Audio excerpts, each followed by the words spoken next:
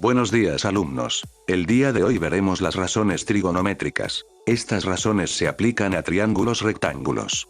Recordemos que los triángulos rectángulos son aquellos que tienen un ángulo interior de 90 grados de amplitud.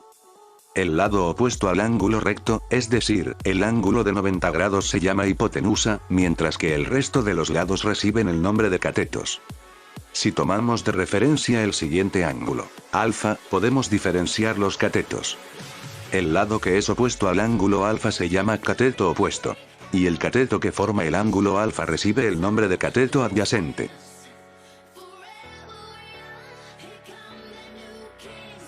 Teniendo esto en cuenta, podemos realizar la siguiente construcción. El seno del ángulo es igual al cateto opuesto sobre la hipotenusa. El coseno del ángulo es igual al cateto adyacente sobre la hipotenusa. Y finalmente la tangente del ángulo es igual al cateto opuesto sobre el cateto adyacente.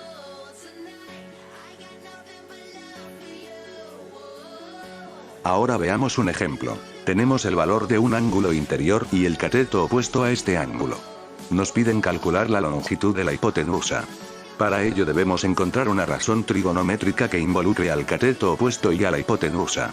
Esa razón es la del seno del ángulo. Ahora debemos reescribir esta expresión con los datos que nos proporcionan. El seno de 45 grados es igual a 4 dividido en la hipotenusa.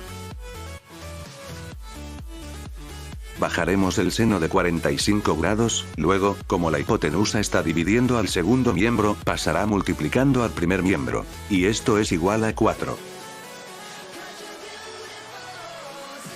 De forma similar, el seno de 45 grados, que está multiplicando en el primer miembro, pasará a dividir al segundo miembro. Ahora, como tenemos la incógnita despejada, simplemente colocaremos este valor en la calculadora y obtendremos la longitud de la hipotenusa.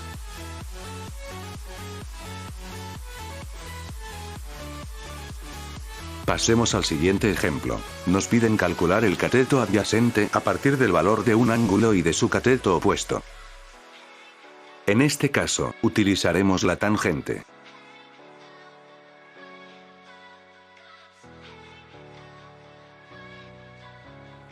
La tangente de 65 grados es igual a 5 sobre el cateto adyacente. Bajamos la tangente de 65 grados. Como el cateto adyacente está dividiendo en el segundo miembro, pasará a multiplicar al primer miembro, esto es igual a 5.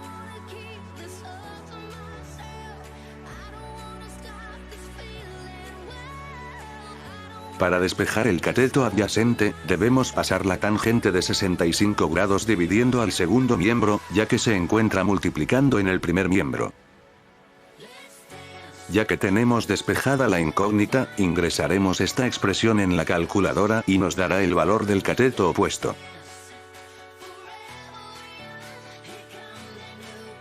Pasamos al siguiente ejemplo. Nos proporcionan como datos el valor de un ángulo interior y el valor de la hipotenusa.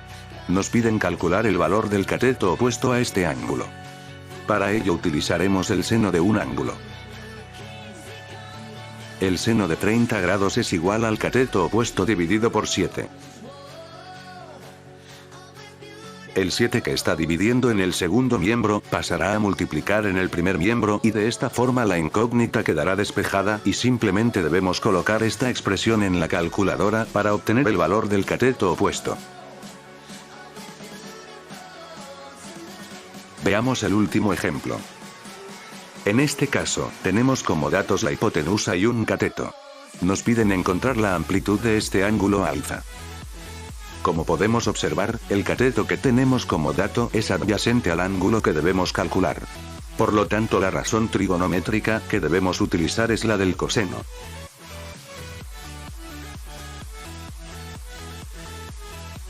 El coseno del ángulo alfa es igual a 4 sobre 6. Esto quiere decir que debemos encontrar un ángulo, el cual, su coseno sea igual a este valor.